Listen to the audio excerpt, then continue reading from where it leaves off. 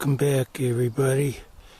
Today we're going to finish planting this red corn area. We did the yellow sweet corn over there recently, a week and a half ago, I guess. We've been weeding the red corn area and have planted about half of the 8 rows, so actually 5 out of 8, including what I did this morning. So we might finish that today. We've had some good rain and had to wait for that to stop to finish, and now we can. Over here we already planted the painted mountain corn and some sunflowers and melons instead of squash this time with that. And they're coming up. Most of the painted mountain corn's up now. Let's zoom in on this one.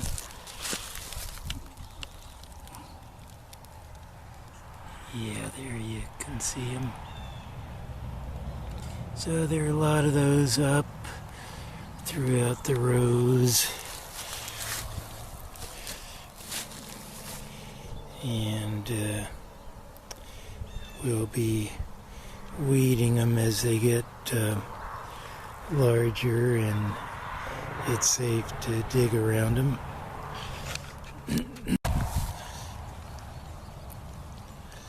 And there's a couple of the first melons to come up next to the painted mountain corn. Looking good. Nice to see you. So, like I said, we've been through here and weeded it a couple of times, once in the winter and then again recently before we put more manure on the ground. And this is a nice tool. I don't know what it's called because we got it secondhand, and then when I got one at a store, another one, I learned what they're called, but I forgot.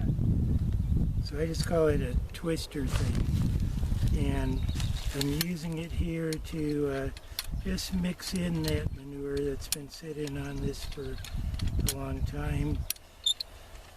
Mix it in a little before we plant, and then I mix the center of these little hills some more with a hand trowel when I'm actually about to plant the seeds.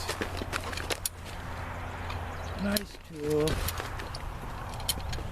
We only use hand tools here except for the wood chipper and the big mower that we mow trails with, and no other fossil fuel equipment. I like using hand tools.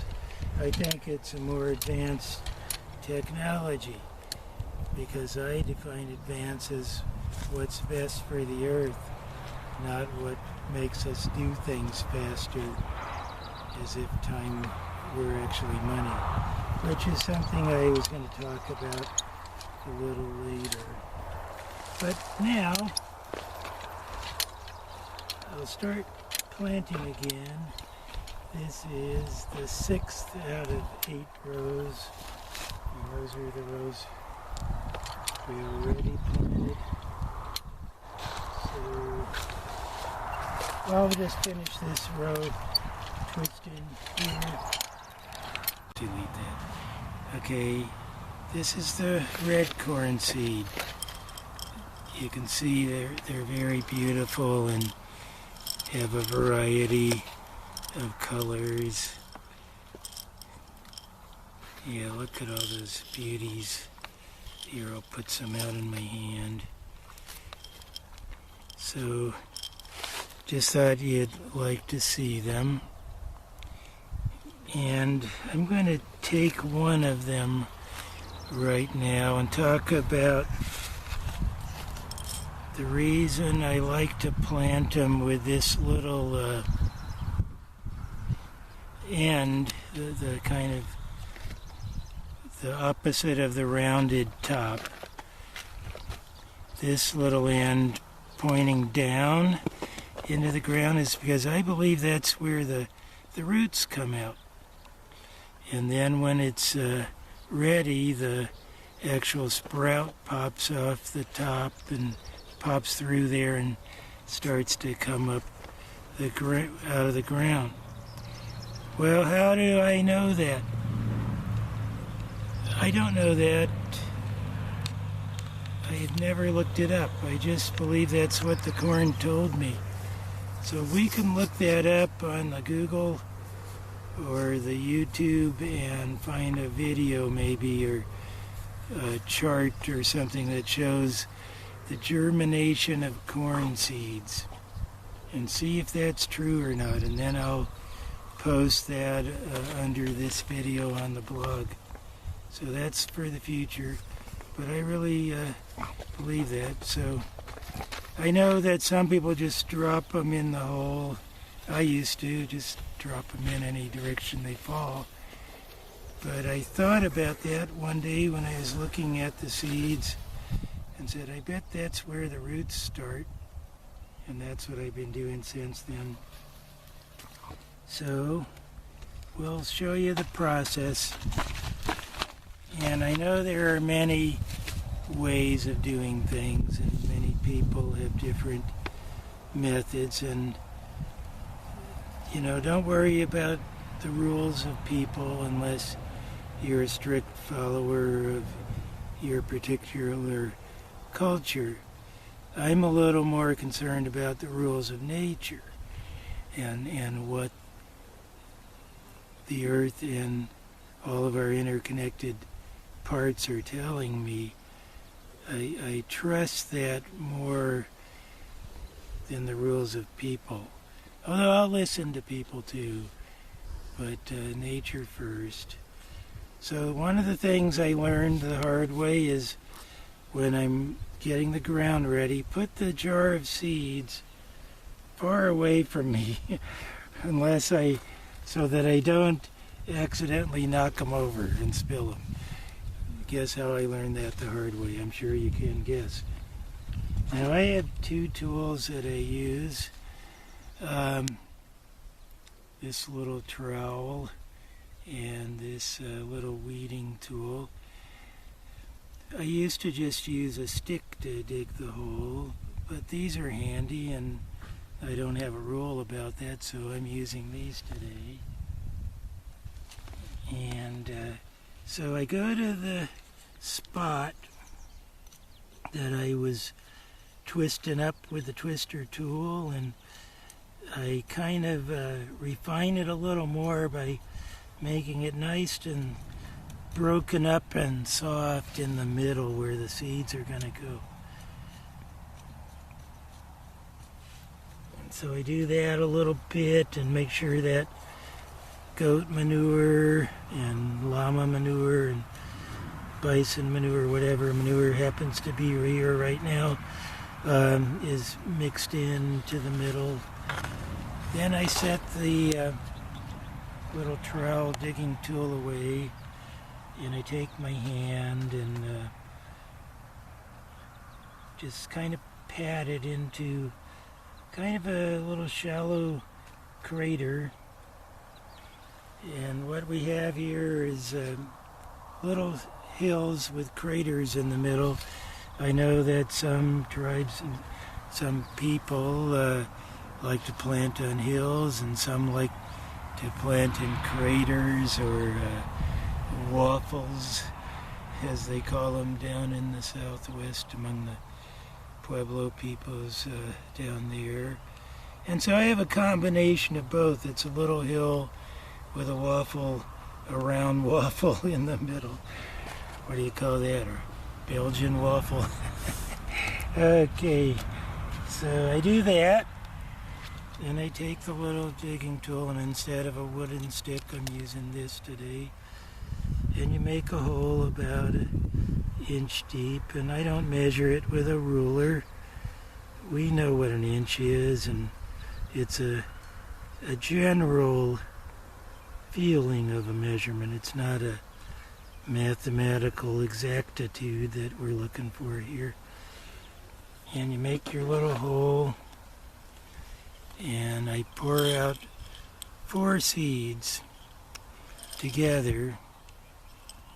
We plant them together so that you have 4 stalks coming up next to each other that will support each other in a wind.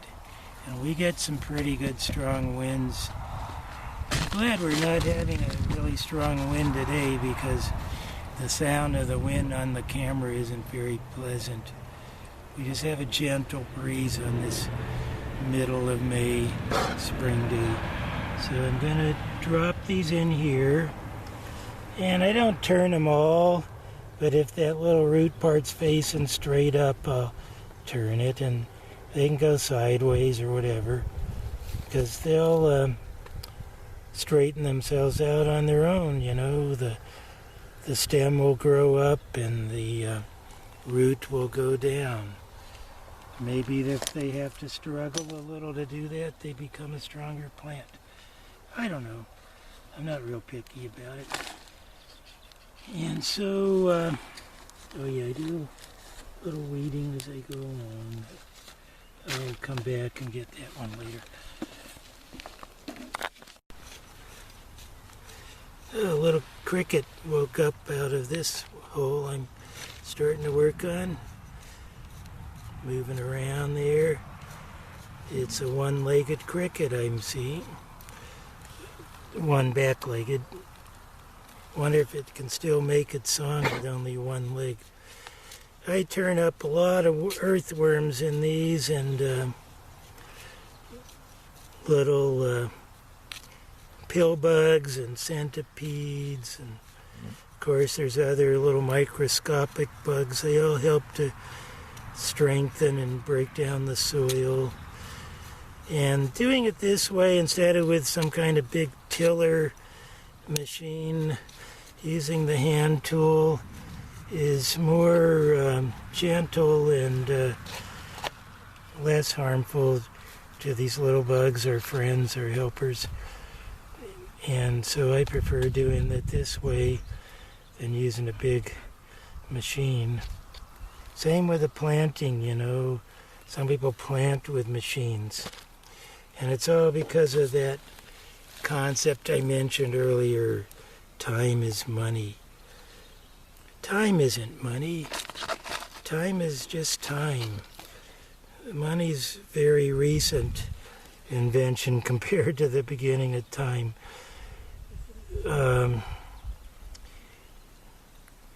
You know, money isn't even money. Money is little pieces of paper and metal that people believe has value. And when a whole society of people agrees to a value of these pieces of paper and metal, then they can use it in that way. But before humans started making this funny stuff called money that's warped us so much, time was day, night, lunar months, seasons of the year, and moments, like this moment is now. So think about that a little. There's no need to turn everything into how fast you can make money. That may be easier for a retired guy, retired teacher to say than somebody who was me maybe 30 years ago, struggling to support my family on a teacher's pay. But something to think about anyway. So I'll be doing this for a while, and no need to watch the whole process. Look forward to interacting with you more on another activity here at the Life-Giving Farm. Thank you, and hope you enjoy this and have a great day. Stay safe. Sorry I don't have a little spicy musical background like some of these slick videos do. Haven't learned how to do that yet. But I'm glad you're here. Well, welcome back. We're back at planting the last 2 rows of the red corn. And just a couple of things I forgot to say the other day.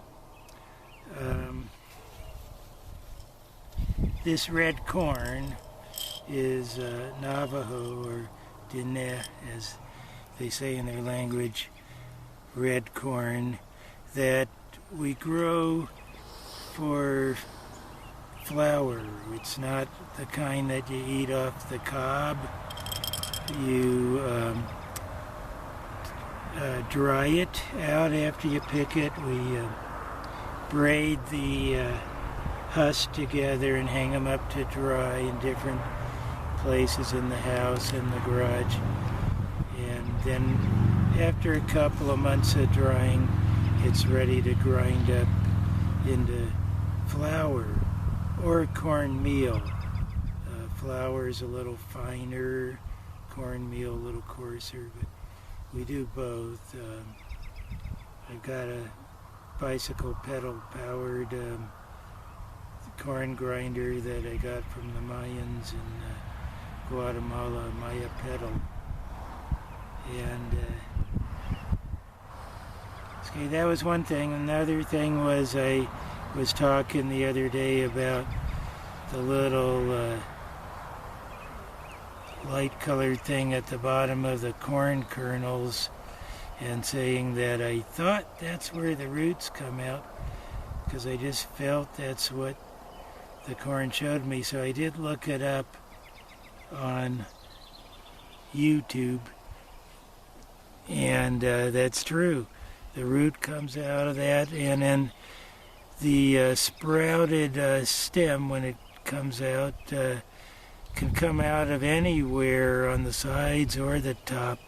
You can see this video on YouTube that shows the corn germinating, and it is the way it comes out. Like the little root beginning part is where it's stuck to the cob, right? When you pull them off the cobs.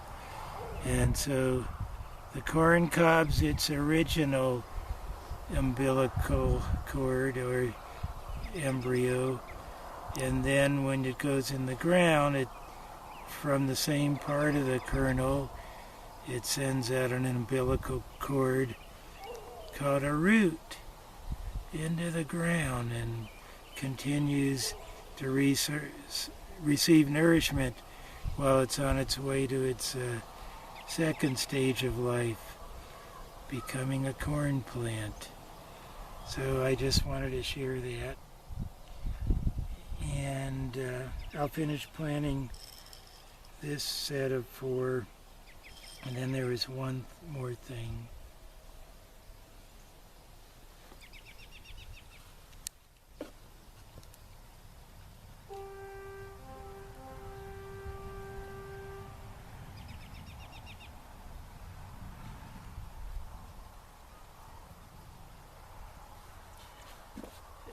Okay, Barb, let me have that camera for a second. This is our camera person, Barb, who's been taking these pictures the last couple of days.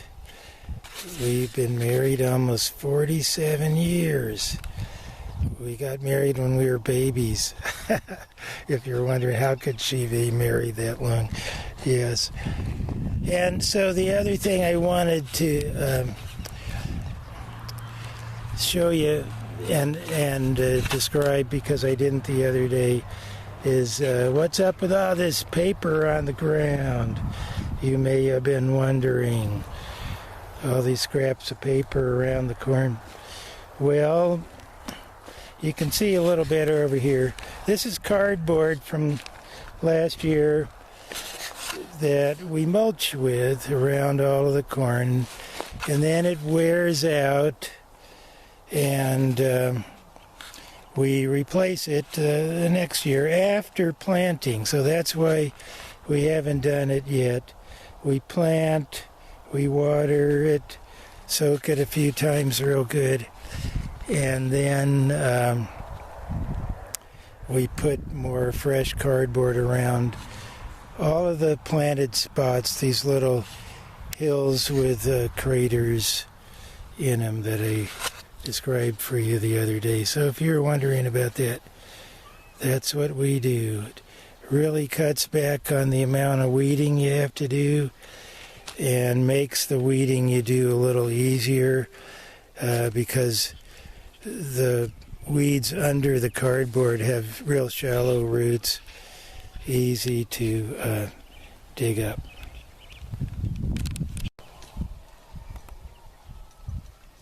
So thanks again for watching our videos and joining this learning process with us. Always learning, even though we've been doing this since 1970. 40, almost 50 years ago. And you always learn something new in the garden. And so I'll close with a little song from an inspirational person named Fred Rogers as a way of signing off. I'm not really a musical person like Mr. Rogers was. Boy, that guy was musical. But I'll just sing it and see how it goes. I can always delete it. It's such a good feeling to know you're alive. Such a really good feeling. Makes me happy inside. And when we wake up, ready to say, it's gonna be another brand new day. It's such a good feeling. Really good feeling. And I'll be there when the day is new, and I'll have more ideas for you, and you'll have things you want to talk about. I will too. Have a wonderful rest of your day, everybody, and keep planting and growing and asking questions and listening to nature's voice telling you what's up. Okay.